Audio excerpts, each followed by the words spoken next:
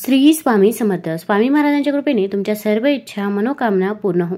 पितृपक्षाला सुरुवात झाली असून 2 ऑक्टोबरला पितृपक्ष संपणार आहे. या दिवशी सर्व पितृ अमावस्या आहे. पितृपक्षात इंदिरा एकादशी देखील आली आहे. उद्या इंदिरा एकादशी आहे. ही एकादशी पितरांसाठी खास असते. वर्षभरात 24 एकादशी असतात.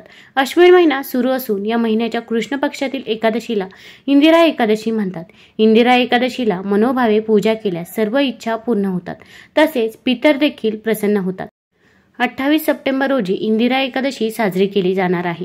पंचांगानुसार अश्विन कृष्ण एकादशी तिथी 27 सप्टेंबरला दुपारी 1:20 पासून सुरू होईल आणि 28 सप्टेंबरला दुपारी 2:49 पर्यंत चालू राहील.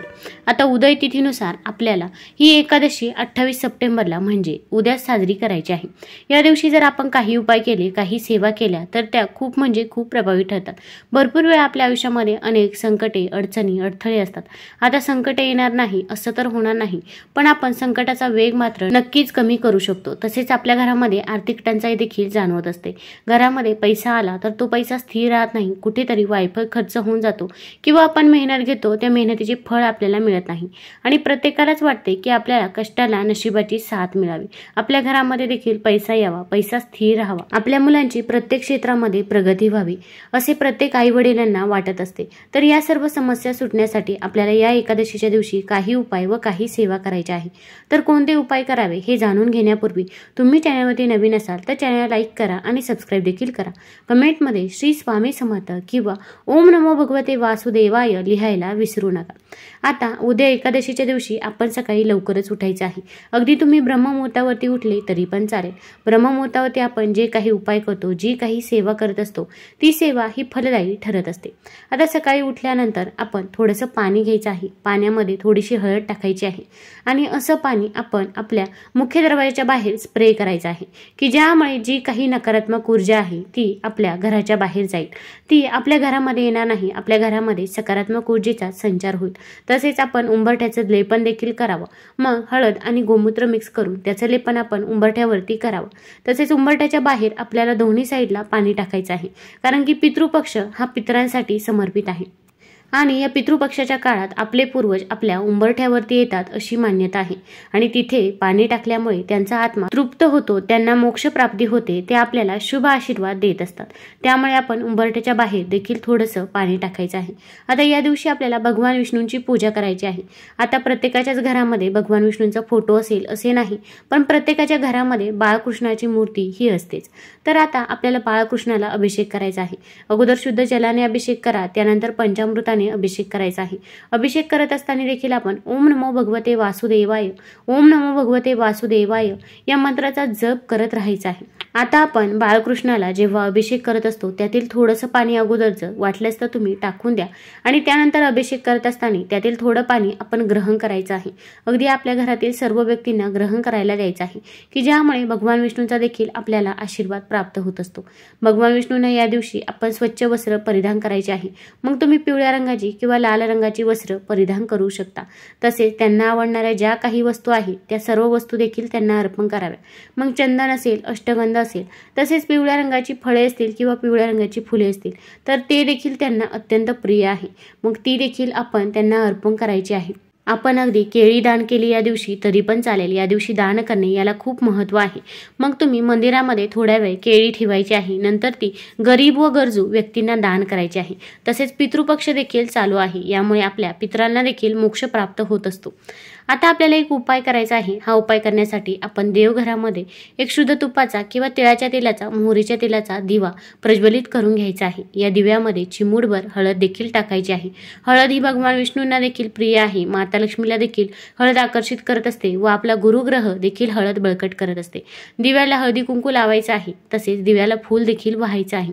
आता आपल्याला तुळशीपत्र घ्यायचं आहे. आता एकादशीच्या दिवशी तुळशीपत्र हे तोडत नाही. मग अगदी आपण खाली पडलेलं तुळशीपत्र घेतलं घेतलं तरी पण चालेल। तुमच्या घरामध्ये जर गंगाजल असेल तर गंगाजलाने हे तुळशीपत्र स्वच्छ धुवून घ्यायचं आहे, स्वच्छ पुसायचं आहे। त्यानंतर ते तुळशीपत्र घेऊन आपण भगवान विष्णूसमोर बाळकृष्णांसमोर बसायचं आहे। आता आपल्याला भगवान विष्णूच्या 1000 नावांचं पठण करायचं आहे। आपल्याला विष्णू सहस्रनाम पठण करायचं आहे।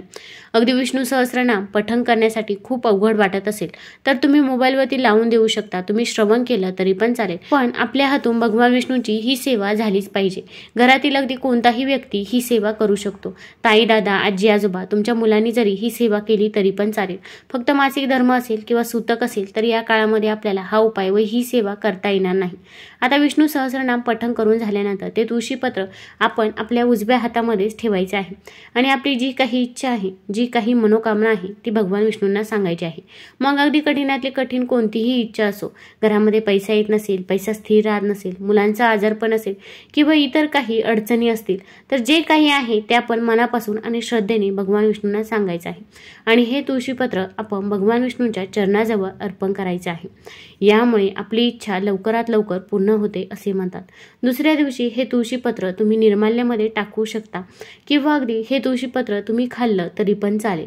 आता यानंतर आपल्याला दुसरा उपाय करायचा आहे। आता हा दुसरा उपाय आपल्याला एकादशीच्या दिवशी संध्याकाळी करायचा आहे। आता एकादशीच्या दिवशी संध्याकाळी आपण एक पिंपळाचं पान आणायचं आहे।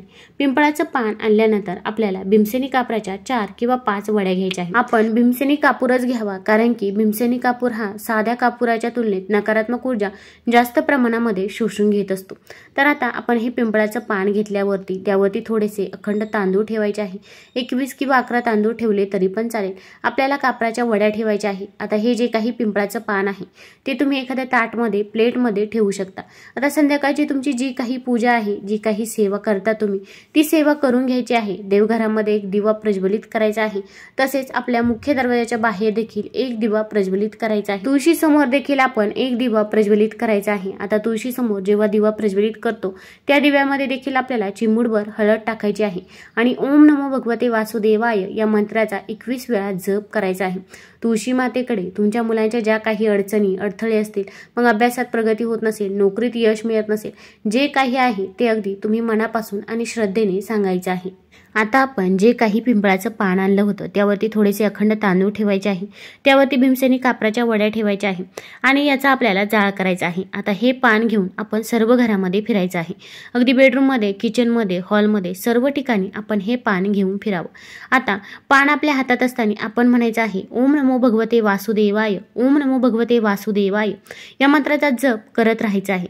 आता हे पूर्ण जळाल्यानंतर आपण हे पान आपल्या घराच्या बाहेर ठेवायचं आहे किंवा मुख्य दरवाजाच्या जवळ आतमध्ये ठेवलं तरी पण चालेल, पण हे जे काही पान आहे त्यामध्ये सर्व नकारात्मक ऊर्जा समावलेली आहे। त्यामुळे अगदी एकादशीच्या संध्याकाळी आपल्याला हे पान बाहेर टाकणे शक्य नसेल तर दुसऱ्या दिवशी सकाळी उठल्यानंतर आपण हे पान निर्माल्यामध्ये टाकायचं आहे किंवा तुम्ही एखाद्या झाडाखाली जरी टाकलं तरी पण चालेल। जेव्हा पान आपण टाकून देत असतो तेव्हा आपण म्हणायचं आहे की माझ्या घरामध्ये जी काही नकारात्मकता आहे, जी काही माझ्या घराला इडापिडा लागलेली आहे, साडेसाती लागलेली आहे किंवा मुलांची प्रगती ज्यामुळे थांबली आहे ते सर्व संपुष्टात येणार आहे व माझी देखील प्रगती होणार आहे असे आपण म्हणावे। यामुळे आपल्या घरामध्ये सकारात्मकता ही येत असते। तुम्हाला जर हा व्हिडिओ आवडला असेल तर कमेंटमध्ये ओम नमो भगवते वासुदेवाय जरूर लिहा। धन्यवाद।